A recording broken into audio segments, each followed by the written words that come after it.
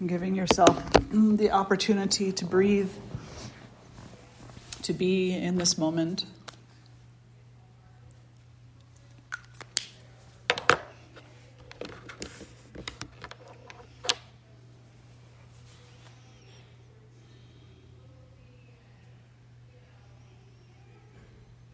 Allowing the intention for an open mind, an expanded heart, an inquiry into the wisdom to be cultivated from deep within yourself.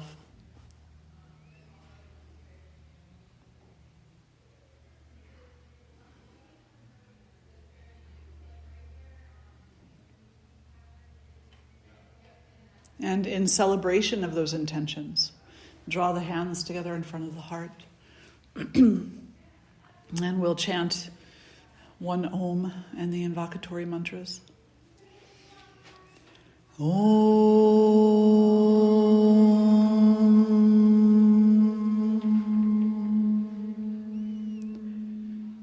Ganana Antva Ganapati Gum Havamahe Kavin Kavinam Upamashravastamam Jeshtarajam Brahmanan Brahmanaspata Anashrinvanuti Bhisidha Sadhanam Mahaganapataye Namaha Prano Devi Saraswati Vajebhirvajini Vati Dhinama Vitriyavatu Ano Divo Bruhataf Parvata Da Saraswati Ajata Gantu Yagnyam Havan Devi Jujushana Gritachi Shagman Nova Chamushati Shrinotu Vagdevyai Namaha.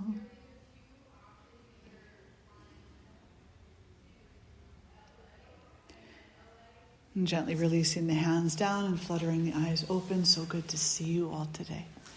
So today we're going to continue our conversation on the Bhagavad-Gita as we explore chapter 15, which is the chapter of the Supreme Personality. And so I want to read a little bit from this chapter to you. The Supreme Self. Sages speak of the immutable Ashvatha tree, with its taproot above and its branches below. On this tree grow the scriptures. Seeing their source, one knows their essence. Nourished by the gunas, the limbs of this tree spread above and below. Sense objects grow on the limbs as buds. The roots hanging down bind us to the action of this world. The true form of this tree, its essence, beginning and end, is not perceived on this earth. Cut down the strong-rooted tree with a sharp axe of detachment. Then find the path which does not come back again. Seek that, the first cause from which the universe came long ago. Not deluded by pride, free from selfish attachment and selfish desire, beyond the duality of pleasure and pain, be aware of the self. The wise go forward to that eternal goal. Neither the sun, nor the moon, nor fire can add to that light. This is my supreme abode, and those who enter there do not return to separate existence. An eternal part of me enters into the world, assuming the powers of action and perception and a mind made of prakriti. When the divine self enters and leaves a body, it takes these along as the wind carries a scent from place to place. Using the mind, ears, eyes, nose, and the senses of taste and touch, the self enjoys sense objects. The deluded do not see the self when it leaves the body or when it dwells within it. They do not see the self enjoying sense objects or acting through the gunas, but they who have the eye of wisdom see. Those who strive resolutely on the path of yoga see the self within. The thoughtless who strive imperfectly do not. The brightness of the sun which lights up the world, and brightness of the moon and of fire, These are my glory. With a drop of my energy, I enter the earth and support all creatures. Through the moon, the vessel of life-giving fluid, I nourish all plants. I enter breathing creatures and dwell within as the life-giving breath. I am the fire in the stomach which ingests and digests all food. Entering into every heart, I give the power to remember and understand. It is I again who take that power away. All the scriptures lead to me. I am their author and their wisdom. In this world there are two orders of being, that which is perishable, separate creature, and the changeless spirit. But beyond these there is another, the Supreme Self, the Eternal, who enters into the entire cosmos and supports it from within. I am that Supreme Self, praised by the scriptures as beyond the changing and the changeless. Those who see me in the Supreme Self see truly. They have found the source of all wisdom, Arjuna, and they worship me with all their heart. I have shared this profound truth with you, Arjuna. Those who understand it will attain wisdom. They will have done that which has to be done. It's such a poetical chapter, and it gives me goosebumps. Every chapter of the Bhagavad-Gita gives me goosebumps, but this one does particularly.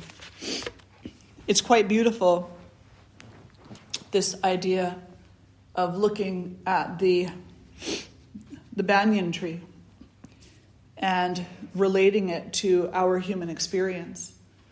It's another symbol of our connectedness with nature also. But when he talks about the banyan tree here, the ashtava, what he's saying is that a tree grows upright. So any tree in this forest, its roots are down into the ground, and it grows up from this earth, and it has branches and limbs and twigs, and it has leaves and buds, and it bears fruit. And that's a reflection of how we bear ourselves down into the materialistic world. We put roots down in our desires and our more materialistic goals.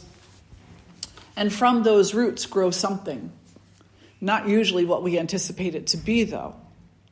What grows up from strong roots ends up in attachment for us. And that attachment is evidenced by the branches and the limbs that grow out of the trunk and the little leaves that are on those branches. And then there's a fruit that's born. And the fruit that's born is the fruit of our actions. It's the consequence of our karmas. So the tree, as it grows up from the earth toward the sky, is a reflection of how we ourselves grow up in attachment. But then there's a tree that's situated next to a lake, a very still lake. It's right on the bank, right on the edge of the water.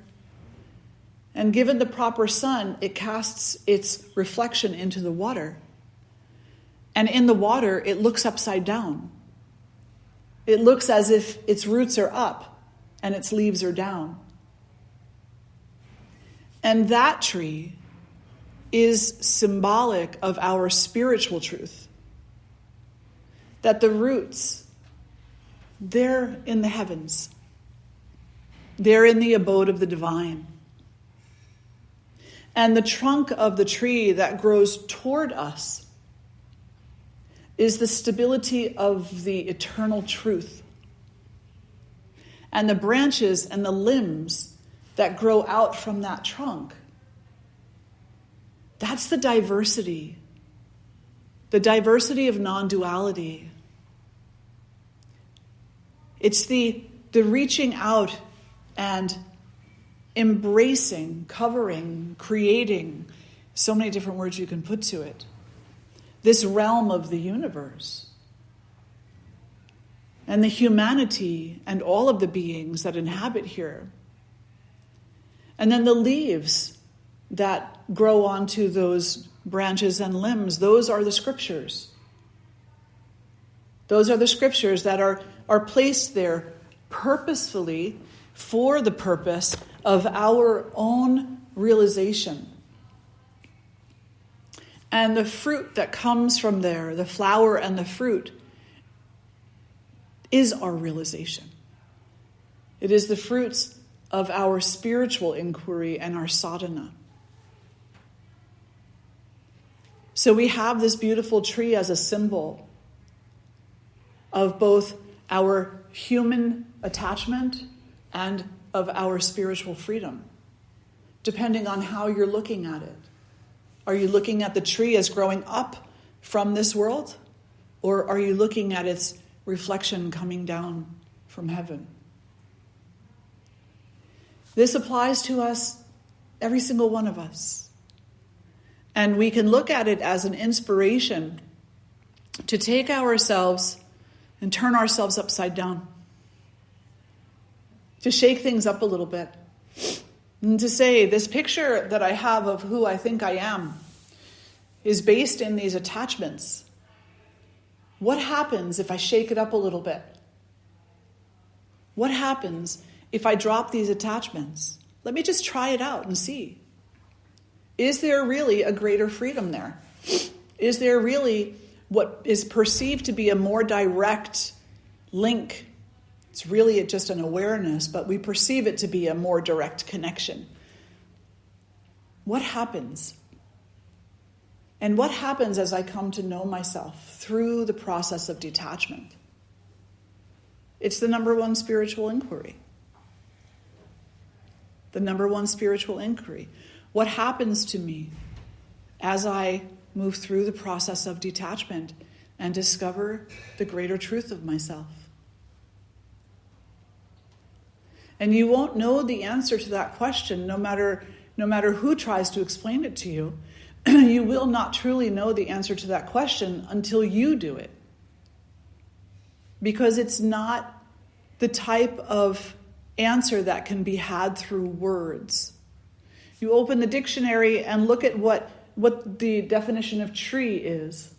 And it'll say, it's a biological, condition in nature where the roots grow down and the trunk grows up and it produces branches and limbs, which produce leaves and often produces fruit. And it'll give you this kind of... But if you look up there, who is my spiritual self? What happens to me after or during the process of detachment? It can't say anything. There's nothing it can tell you that will truly describe to you what happens. You have to go there yourself. Nobody can take that ride for you. And nobody can define it for you. Other than in very general terms. No matter how hard they try.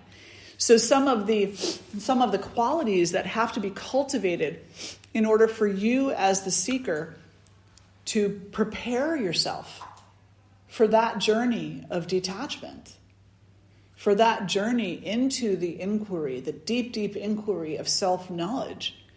Some of the things that you have to prepare yourself with and for. Number one, relinquish pride. Let go of the idea that there's a superiority in you to other people. Let go of the idea that you own things. The idea that we own things keeps us bound. Because if we own something, if we have this idea like that belongs to me, then we become afraid of losing it. And we begin to feel we are superior to it. Because if you own something, it means that you have power over it. And then you wonder somewhere in the ego, well, how can I manipulate that which I own to make me better, more happy, richer, more popular, whatever, whatever it is that the mind or the ego are seeking. So relinquish pride and relinquish ownership. Stop seeing that you own everything, especially this planet. We have this process of divvying up parcels and saying this 1/10 of an acre is yours and this 150 acres is yours. And that's because you paid money that you you earned through a job that you are highly attached to, so that you could buy the property that you would be highly attached to, so you could build a house that you would be highly attached to. It's attachment after attachment after attachment. If you want to invest in property, certainly do so, but understand that the property belongs to nobody except for the universe. The property doesn't belong to you. If I buy that 1 acre parcel next door, like I wish to do, whenever that opportunity comes around, what am I actually going to own? Nothing. Because a wildfire can come through and burn all those trees down. An earthquake can come through and take away all of that land. The stream can dry up and take away the water. So what do I actually own? I don't actually own anything, because if you own something, it's yours. No one and nothing can take it away, but everything can take that away. So if you're going to work and invest in property, invest in this, and don't be so attached to the idea that it actually belongs to you.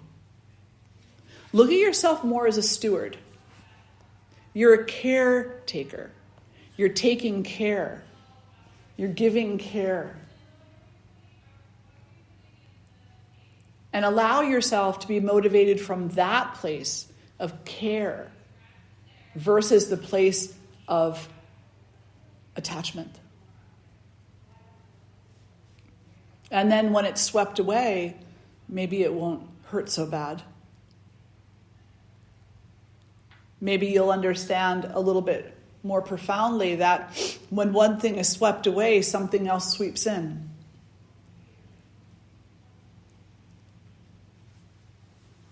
And that's a very humbling experience.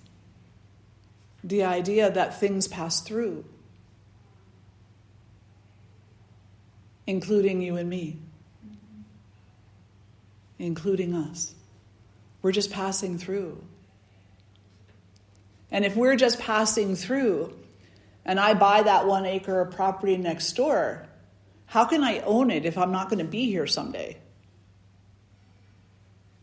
It's not possible. So relinquish pride, relinquish attachment. Invest in the inquiry itself. We talked a lot, for those who were here yesterday for the Ayurveda, about redirecting energy. Looking at life and saying, how diffused is the energy that I put out there in the world? How many things am I investing in? We invest in so many things. We hope for a great payback from one of them.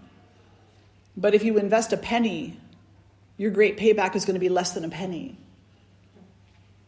If you invest $1 million, the great payback is going to be far more profound. So if you invest 0.01% of your energy, the payback is going to be basically not very much at all, imperceivable, so small. But if you invest 90% of your energy, rein it in from all those other small, tiny little investments and take 90% of your attention and put it into your sadhana, put it into your inquiry, put it into your devotion, all those things that are very closely related to one another and actually are the same thing. We just like to break them down. Then your payback will be immense. What you get from that will be profound. And the payback is not a form of payback that is egotistical. It's a very humble payback. It's the realization that I am not at all what I think I am. These attachments are merely balls and chains that I'm dragging around with me because of this idea of who I think I am. Who I am has actually not anything to do with that. It's something far more integrated into the greater weaving of the universe than what I've allowed myself to be. And that's humbling. Because in that moment of realization, it comes along with an understanding, a responsibility that no longer can I merely be concerned with what I own and am attached to. I now have to drop those things because my true responsibility is the alleviation of suffering in all beings, not just myself, including myself, but not just myself. And once we have that understanding, I guess it's been said kind of poetically, we become saintly. We become saintly. Some people don't like that word because they think of a saint as being a religious figure. But it's not a religious figure. It's a person who's pure of heart. Joan of Arc was my favorite saint growing up. And in many ways may still be, although I love St. Francis too. I love so many of the saints. They're all wonderful. But Joan of Arc, Durga, right? Very much like the Mother Durga and Mother Kali. Spiritual warrior, right there. Fighting for the truth, A saint is not, even though Joan of Arc is now a religious figure, what was she at the time? She was not a religious figure at the time. She was not accepted by the major religion at that time. She was cast down, accused of being a witch, a lot of different things, thinking she was insane. Yep. So a saint is not an individual who is a religious figure.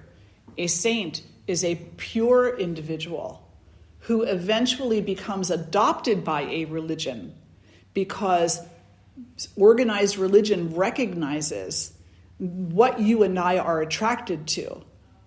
And when they initially try to crush them and it doesn't work, then they take them into the fold and they put them onto their pedestal in order to attract you.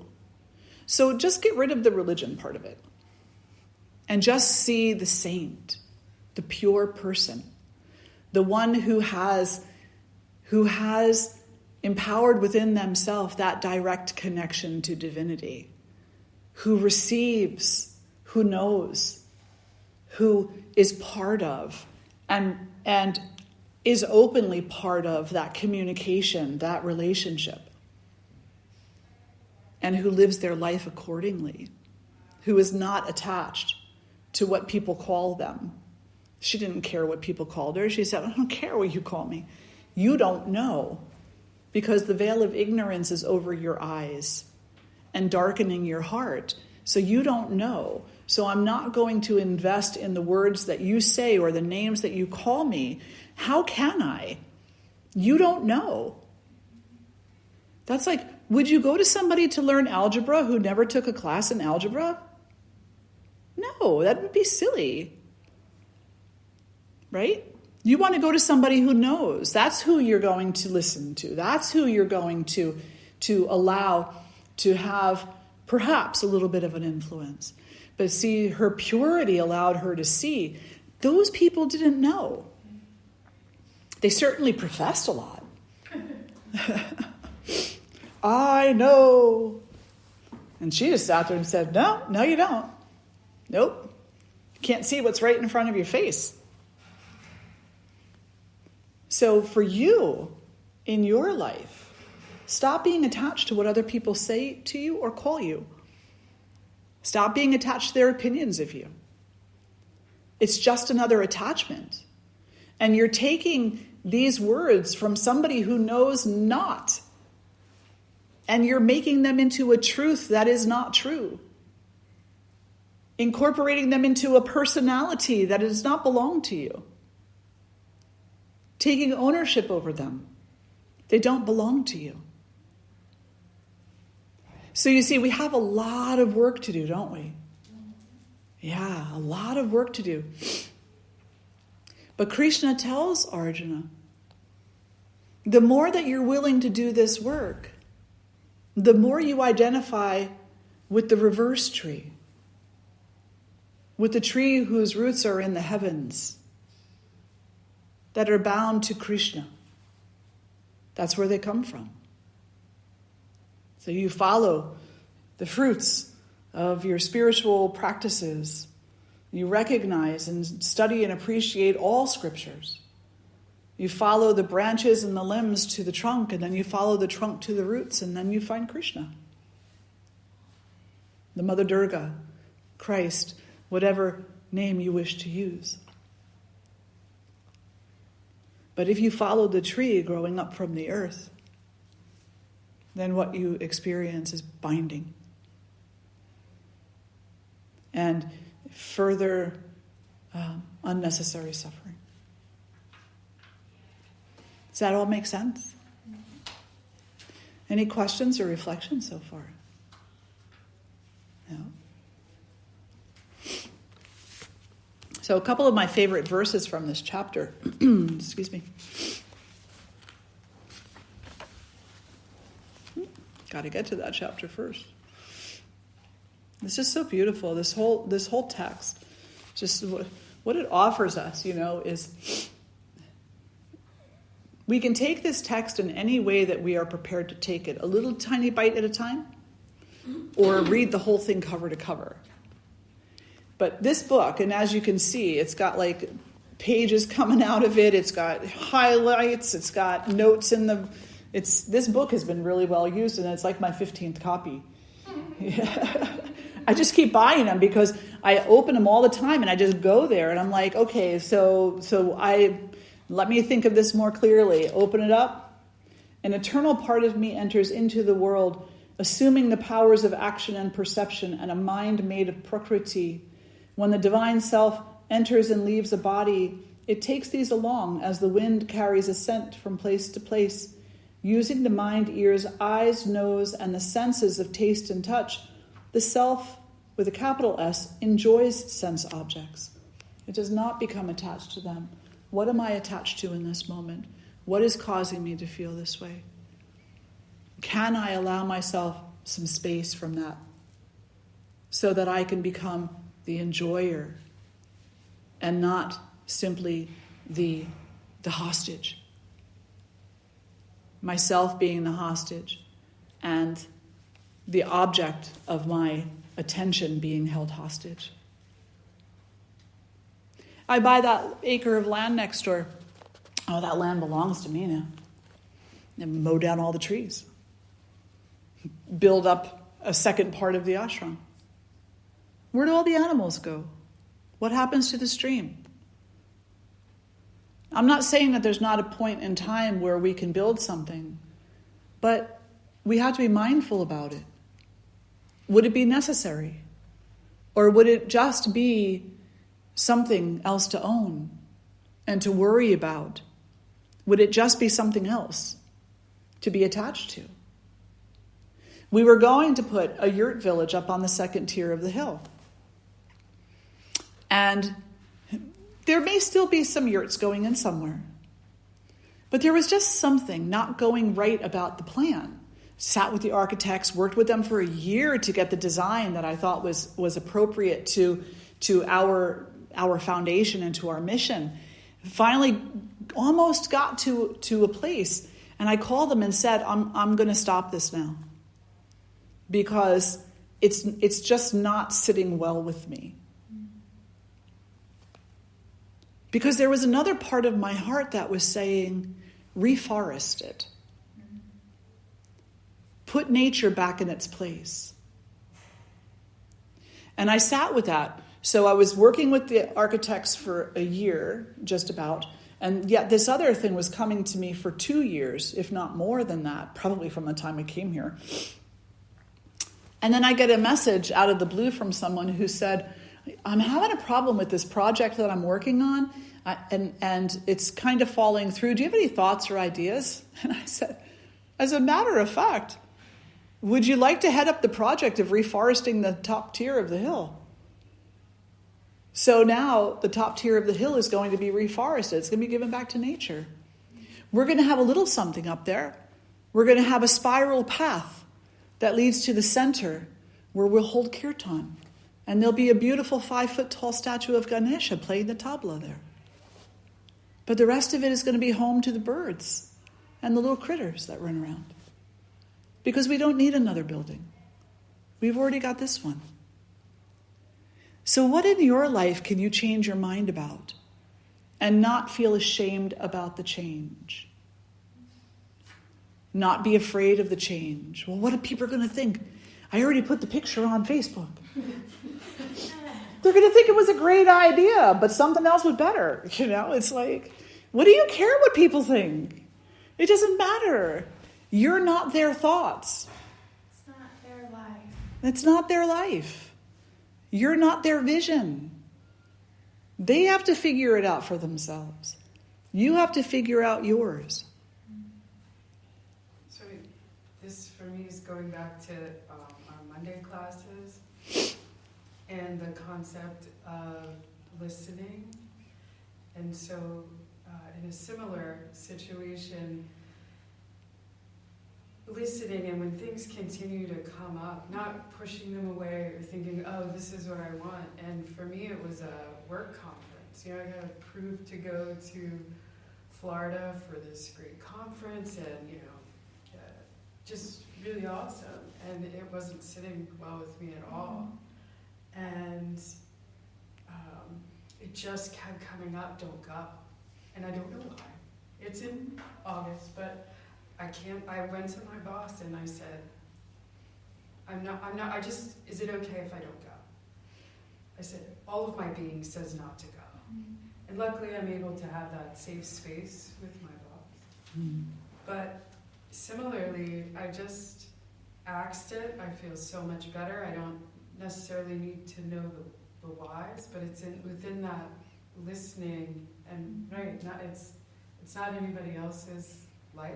And there's going to be other conferences. Maybe it was the place. Maybe, again, it doesn't matter. But going back to the money classes where you emphasize listening and being present, and that comes back to all of this, right? Like listening to the breeze and the trees and the leaves, and what is that saying? Yeah. And being okay, accepting and being okay with what that is saying, and not pushing it away. Exactly. Absolutely. That's a beautiful example. Because too often we would get caught up in fear of what will my boss say. Will it look irresponsible? Will it look this? Will it look that? And then those attachments, to appearances comes along. When we can just be clear with ourselves, it's just so powerful. It's so powerful to hear a story of someone who said, I listened to myself. A very extreme example of this, after 9/11, I did some work for the Red Cross for a couple of years. I went down that day and signed up for volunteering, and then ended up going to work with them. And one of the things that I did was intake for families and for individuals who had partners, spouses, children, parents in that building who didn't survive, and sometimes who did. And they would come in, and sometimes survivors came in, individuals who were supposed to be in the office that day. And they would come in and they would share what, to someone who doesn't understand what they're saying, appeared to be the craziest symmetries. Like, I was driving to work and it was like someone punched me in the stomach. I had to pull over my car, and I sat there and there was like this voice, do not go. Go home.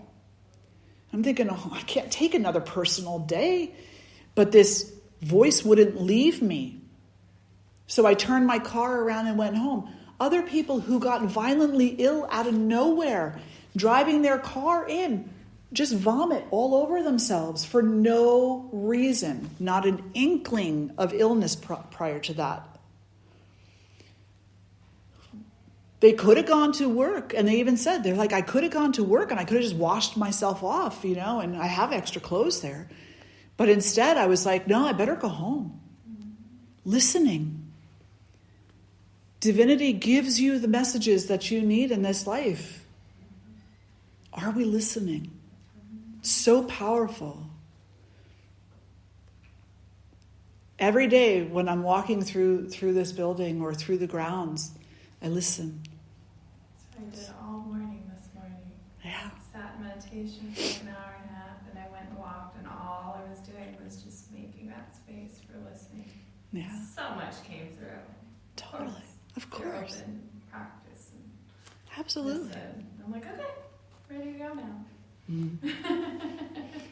People will often say, they'll say, how did you do this? And I say, I listened. Yeah. I listened and I just said yes. I said, okay. And every so often I just refresh my vow. And I just, I look around or I bow down to the mother in whatever form happens to be in front of me. And I say, I am your vessel.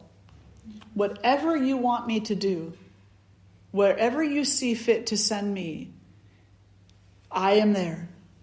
No hesitation. I have but one request. Please be obvious to me. I'm going to add that. Yeah. Please do. Because it's so important, right? Because if she's not obvious to me, then I may be playing into my ego. Well, I did that with my recent switch. Yeah. In schools, I was fighting myself. Yep. I said that morning, I said, please just let me settle this. And literally, I go to school because I'm switching schools because things were just not going there. And the sign for the school was shattered. And I said, oh, thank you. No. I was like, why? I knew I was fighting myself. Yeah. And I knew it, but it was just so funny because I said, please just settle this thing for me because I'm clearly not doing it for myself, even though I know I'm not doing it for myself. Just make it very clear. Absolutely. Literally the sign was and that was, Ma's way of saying, it's broken. And You're I not going to never- fix it. You need to replace it. I didn't second guess it. Yep. The second after that. That's I was it. like, okay, thank you, God. Thank you. I can't tell you how many times something has happened, and like, my tendency is I'll walk outside at night when the sky is just beautifully open, and I'll look up because that's where I associate, with the universe. It's not even up, right? Because like, what direction are we actually looking in, right? So I just look out, and I just say, I'm not sure which way to go. Could you please give me an indication? And I can't tell you how many times within just a few minutes or by the next morning, either there'll be a phone call or an email or something will happen that will be a direct answer. The first time, it's not really the first time, but it was kind of the first time maybe that I was willing to acknowledge. I don't know. But years ago, when I first went to India, I was there for a few months. I came back and I was driving to the studio that I had in New Jersey in Lakehurst. And on the way there, I was troubled by a few things. And I kept thinking to myself, I really wish that SwaminiJi was still here or that I was still in his presence, because I would just be asking him these questions. And I know that his grace would just offer me the opportunity to resolve these questions. And I drive to the studio and I walk in and the phone light is blinking that I have a message. And I pick up the phone to listen to the message, and it's SwaminiJi. He just called 15 minutes earlier and he said, Sudha Mataji, everything is fine. Remember, you are God's child. God loves you. You need to worry about nothing else. Enjoy this moment. Hari Om. I will hang up now. Click. And I started crying. I just started crying. And like I said, that's not the first time that I've had some pretty interesting experiences, but it was the first one I think that I was willing to look at from a perspective of this is so holy, rather than this is cool. It was humble. There really are channels between us that we don't need words to communicate. This is why when something's screaming at me and I have no idea why I'm supposed to tell somebody something, I do. Yeah. Because I know that it's exactly that. Yeah. I'm like, I'm totally thinking of this, having this other conversation, and I'll be like, this person needs to hear this, and I have no idea why, because it's not coming from me. Yeah. Because it's exactly what you're speaking of. Yeah. And I never usually ask. They know. Yeah. Carry on with the day, like it almost never happened, but they know exactly what that is, because we do have that. It's so amazing. And the one thing to know about that, though, for everybody is that when that calling is there to be a messenger, those words will never be harsh. They will never have superiority complex. They will never be judgmental. They will never be coming from me. They will never be egotistical. Those words will always be kind, compassionate, straightforward, and coming from somewhere. That is everywhere, out there and here and there and everywhere.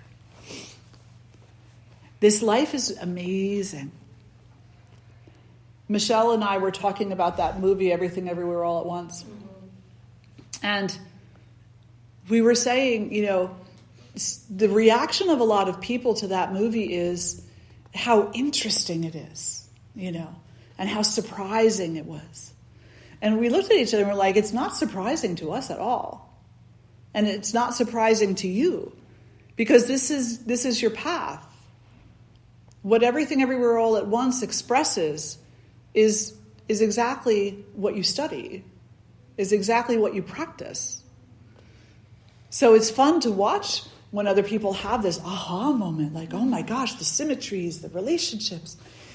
And we sit there and we go, yep. It's not a new discovery. Nope. Been around 10,000 years. Yep. But they found a new, wonderful way to express it to people, to get them interested, you know, to catch their attention, to maybe move them for a moment away from their attachments and toward a different possibility.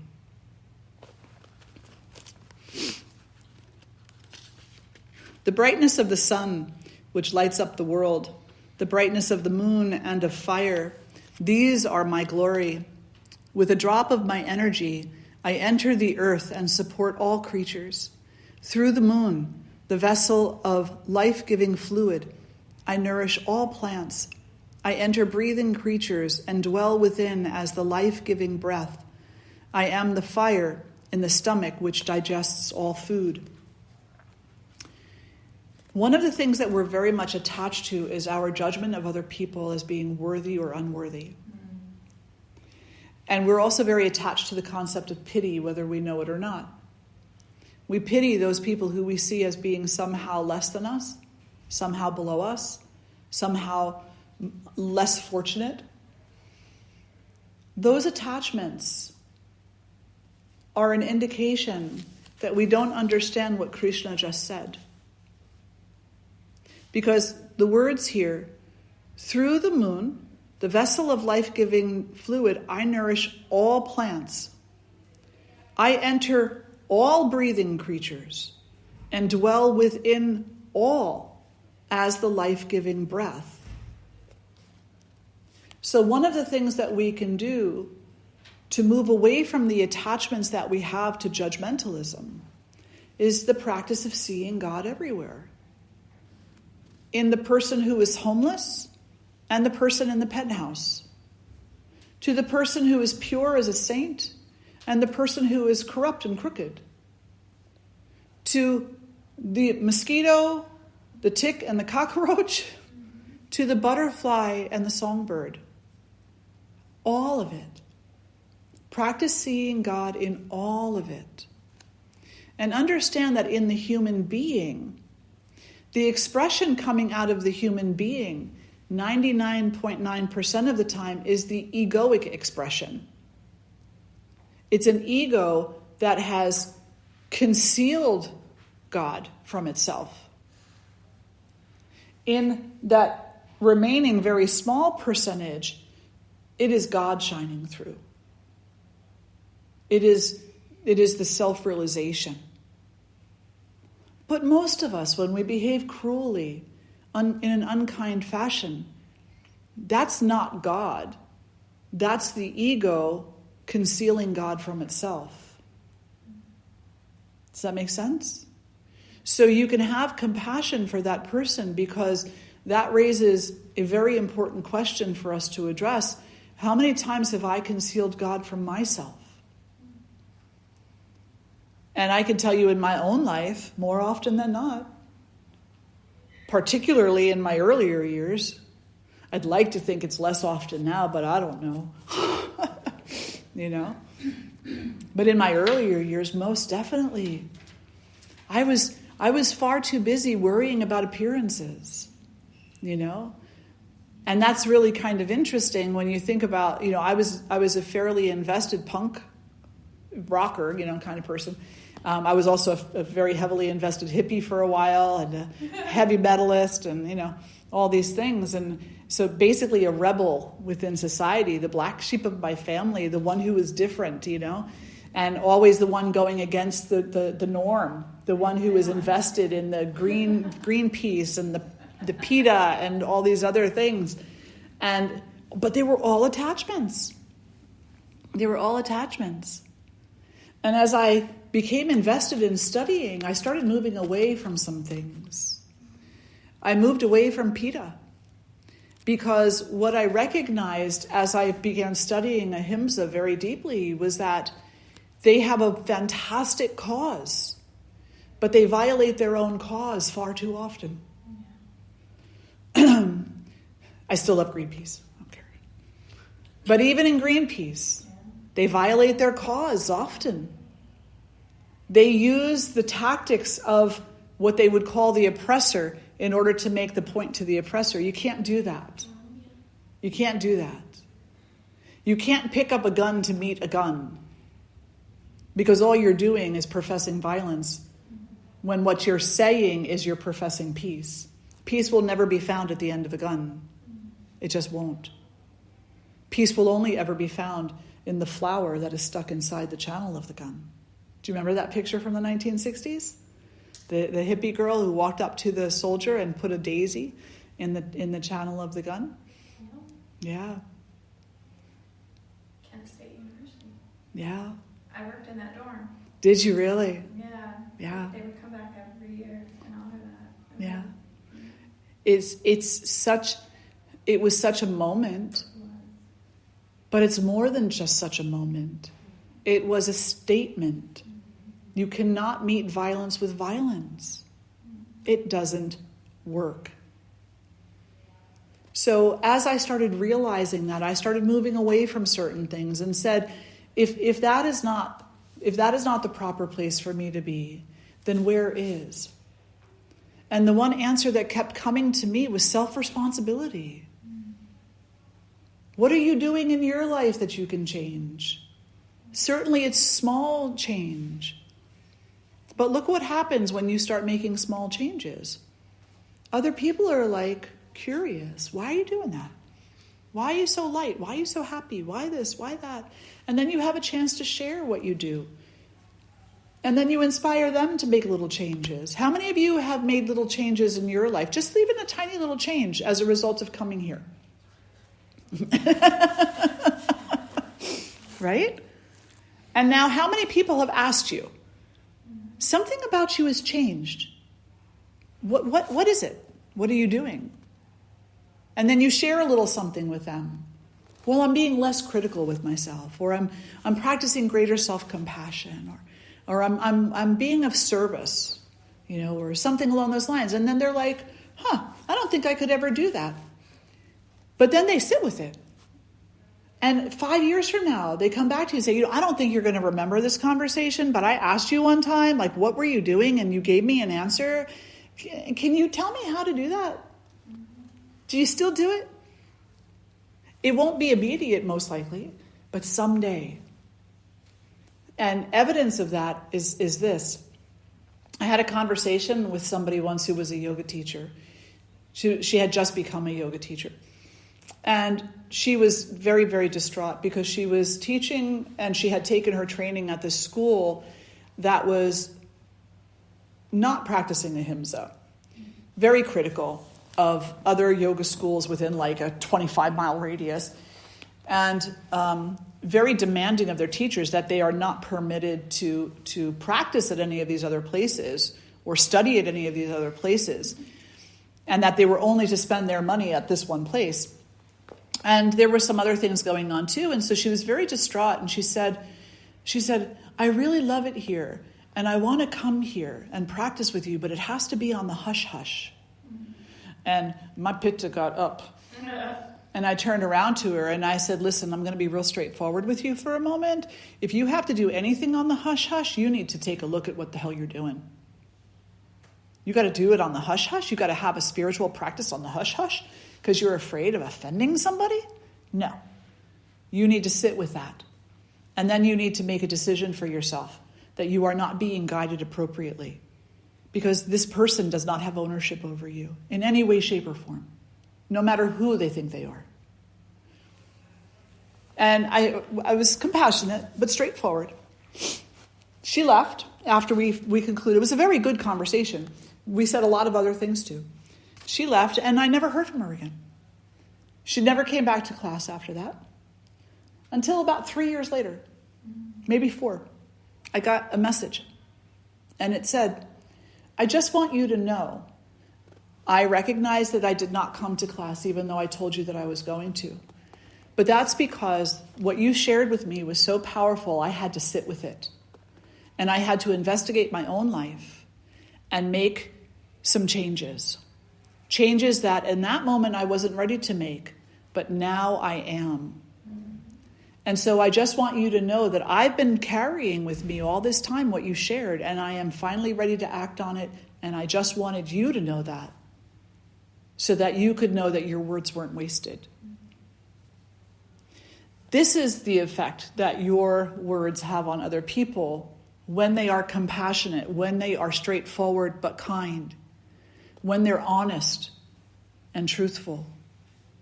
I was not harsh with her in any way, shape, or form. I knew very well the person she was talking about, and that was why my pitta got up. But with her, she was a kind woman, just looking for an answer, you know? So kindness to people, straightforwardness to people, but not judgmentalism. There's enough of that in the world, right? Absolutely. People can feel if it's coming from love or ego every single time, whether they know it or not. Absolutely. Absolutely. Yeah. And kirtan. Oh, yes. This is so true. Even kirtan. I mean, I was in a city where everybody was professional musicians, and I wasn't at all. Yeah. But yet people showed up to my kirtan, and I was so confused. Yeah. Because I was just singing. I was just singing to the vibe. I didn't care if people showed up or not. Yeah. 13 years later, here, I'm still chanting because they felt that. Yeah. They felt it before I knew what was going on. Yeah. You know? Absolutely. Absolutely. But people, you feel that every day in your life. You know when somebody's being. Mm-hmm. Yeah. Even if they're just strong words, that they're coming from love. Or... Exactly. Exactly. You can sense that for sure. So practice seeing God in all beings. And then you will, eventually. Mm. In this world, there are 2 orders of being, the perishable, separate creature, and the changeless spirit. But beyond these, there is another, the Supreme Self, the Eternal, who enters into the entire cosmos and supports it from within. And so we can sit here and talk poetically about the innermost self and try to envision what that would be like to be dissolved into unity. But the reality is we'll only ever get a little glimpse of it as long as we're embodied, because we're constantly battling the gunas for control.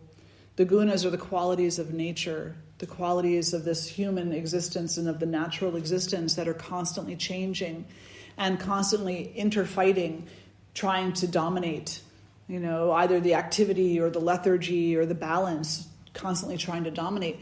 And so we're so wrapped up in that whatever glimpse we have of our eternal nature is only partial. It's only a fragment. And we need to remember that there's something even beyond the glimpse that we get.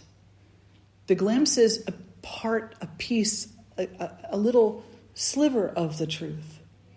Beyond that sliver lies the whole truth. And very few of us will come to that in this lifetime. Most of us will be satisfied with the sliver, the little glimpse. But there will be individuals like SwaminiJi, Thich Nhat Hanh, these saintly people who will see and know and be the entire truth. And they can be the inspiration for us to continue on with our good work in this life so that we are propped into a position for rebirth in the next life to continue what we started in this life without taking steps backward. Does that make sense? Yeah.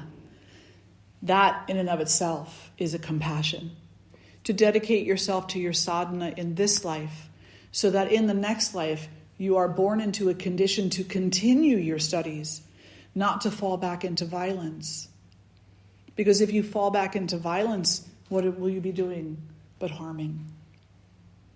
So be good and do good, Swami Shivananda would say. Be good, do good, serve all, love all, and harm none. And let that be your life. And then your next life will simply continue that.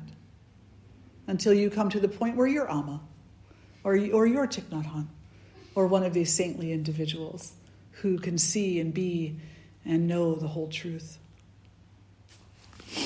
Any questions or reflections? We're good?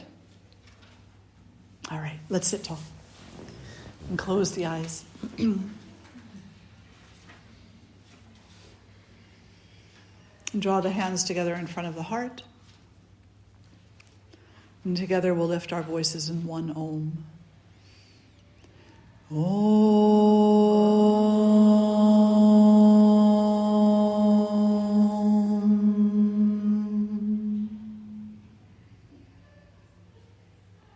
Om Shri Matre Namaha. Om Namah Shivaya. Hari Om. Thank you all so much for being here today to have this conversation. As always, such a joy to be with you, to share this space with you. I truly feel blessed in this life to know each and every one of you. Absolutely. So if you haven't had lunch yet, it's down there waiting for you. So show the kitchen staff some love. They work so hard to nourish and to serve. And then today at 1:30, we have our first of 2 parts for grief, and that's going to be 2 5-hour sessions exploring grief, what it is, practices to work with grief and to integrate it more appropriately in life. And we just love seeing you. So we'll see you next time. Enjoy the rest of your day. Thank you.